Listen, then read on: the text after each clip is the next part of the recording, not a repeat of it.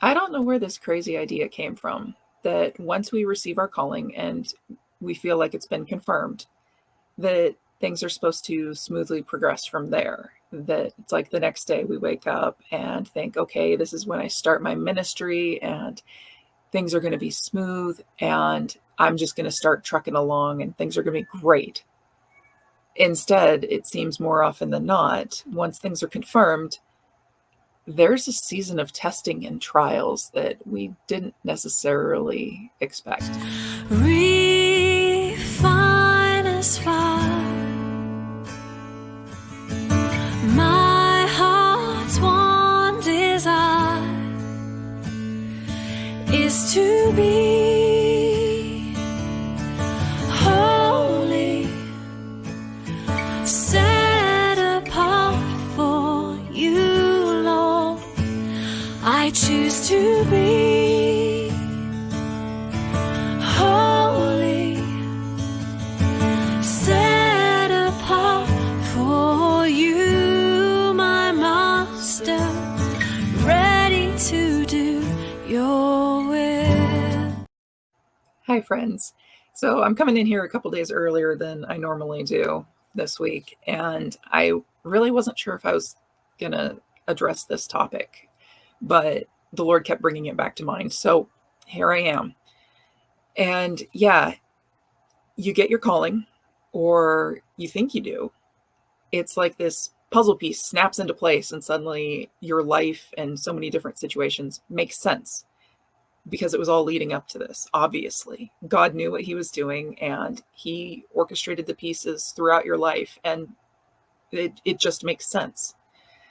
So you think you have a direction and you're excited about it and you're ready. You think you're ready. And what I've experienced myself, and I've heard from others that have experienced it as well, is you think you're ready. You're ready to launch out, to start doing the mission. And basically you hear that voice, that still small voice, tell you, sit down, we need to talk. And you feel like you screwed up before you even started, that you missed the mark. Something is off horribly. And somehow this grand calling that you just got this taste of and you were so excited about has been ripped away from you. That's not what's happening, but it feels like it. And it's easy to get discouraged in that season where you think you're ready and you're told sit down and you feel like you're benched. It could be a matter of days, it could be months, it could be years, where you feel like you're sitting on the sideline watching other people do what you thought you were called and expected to do, and you're still sitting there. That was kind of my experience, because I thought I knew exactly where I was supposed to be. It all made sense for me. I was excited. I was soaking up information like a sponge. I was reading more books during the course of a year than I ever had before in my life. And I thought I was ready. So I was actually given the launch by a mentor that I looked up to. And I thought, okay, this is it, launch. And I was told to sit on the bench. And that lasted for almost 4 years. And some days I still feel like I'm on the bench, to be absolutely truthful. But you don't want to become discouraged during this time, because even now I can look back and I can see God's wisdom and his love and compassion in telling me to sit down and just stay where I was for a little while longer, because I was zealous. I was untrained. I was not refined. I'm obviously still being refined, but I can look back over that couple of years and see a vast amount of difference. And so I'm not itching so much to run out the gate as I am trying to wait and just let him direct. I know that this is very common for other people too, because like I said, I've heard about it from all sorts of different people, that they feel like they're called to a specific thing and they're ready. They feel like they're ready. And then the next thing they know is they feel as though doors are slammed in their face continuously. And it's hard not to become discouraged. But if we look at scripture, we see time and again where people are aware of what their calling is or what their direction is that they're supposed to go. And time and again, God leads them into the wilderness. We can start off by looking at Moses. And granted, I am not highlighting every single one. I am just pulling out a few here. So if this is something you're dealing with and you've experienced this or you're currently experiencing it, I encourage you, turn this into a Bible study.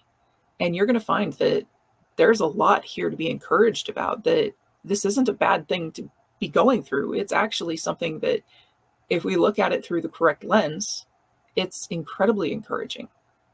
And so we can start off by looking at Moses, who, according to Stephen's testimony, just before he was stoned in Acts 7, verse 22, Moses understood his calling. He understood that God was going to use him to deliver the people, that he was going to deliver Israel.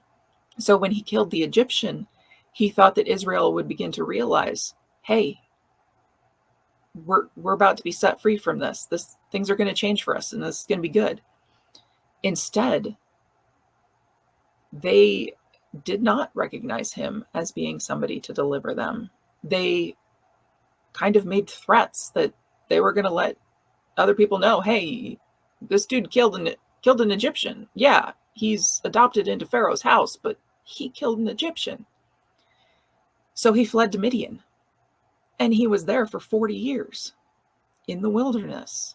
He knew his calling. He knew what God was going to use him for. But he had to go out to the wilderness. And we can also look at Israel itself as a nation.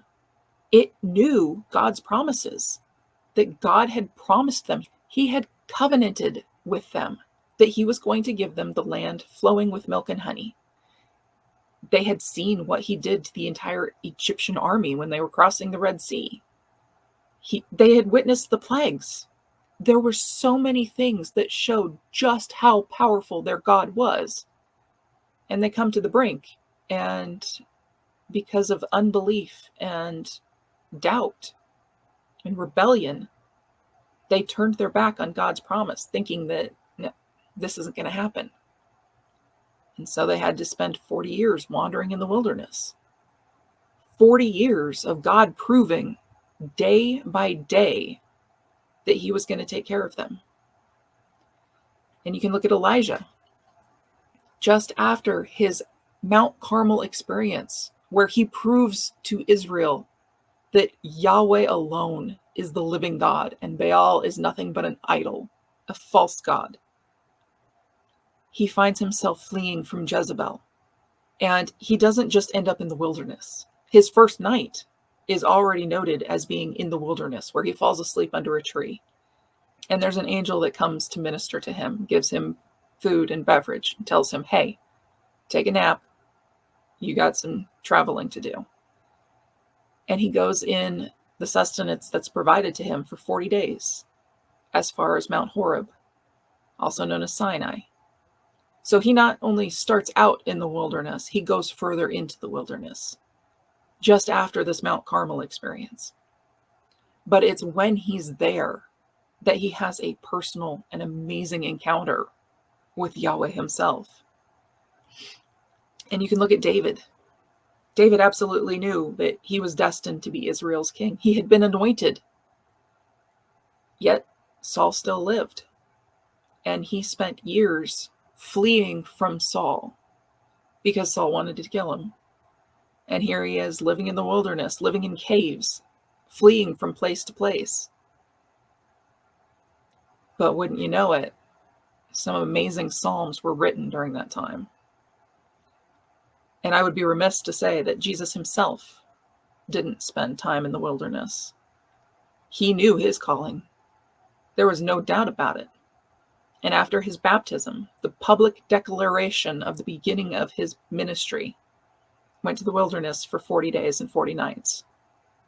And then you also have Paul, who at the time, still known as Saul, had just been converted. And rather than go up to Jerusalem and meet the disciples and basically introduce himself, he ended up going to Arabia first. And it said that 3 years later, he had returned to Damascus and then went to Jerusalem. So he may have been in Arabia for 3 years or somewhere nearabouts, or it could have been a couple of months. It's not settled. But he didn't go to Jerusalem until 3 years after he had been converted. So you have all of these amazing people and the nation of Israel throughout Scripture who knew their calling, who knew what God was going to do with them and through them. And yet they find themselves in the wilderness. It's a scary place. But at the same time, it's not something that necessarily has to be considered as strictly punishment, because so often it's also a place of testing and trial. Yes, there can be some temptations, but it is generally a place that we should associate with spiritual growth. There's a lot of growth that happens in the wilderness when you realize that it's you and God, and that He is all you need. You're gonna grow. It can also be a place of revelation where there's a lot of learning that still takes place. It goes hand in hand with the spiritual growth. And then, as mentioned with Elijah, you have encounters with God in the wilderness because you're removed from the distractions of life, and it's generally a place where things are a little bit quieter than they are normally. So I would encourage you that this isn't something to bemoan. This is something to celebrate, because you'll be able to, on the other side of it, look back at that season in the wilderness as an amazing time that was set apart for you and God, where He was able to do a work in you that you may not have even realized at the time. And there's going to be a lot of learning. There's going to be a lot of grumbling, if you're anything like me, and I hope you're not. But it's a time where you will be blessed by it. You may not like it in the season, but God knows what He's doing. He knows exactly what you need, and you can trust Him that when it comes time for you to leave the wilderness, it's not going to be this dry, arid place that you never want to see again. It'll be a place where you're like, hey, God, can I just go back there for a while and just be you and me? Because that was kind of nice. So until next time, friends.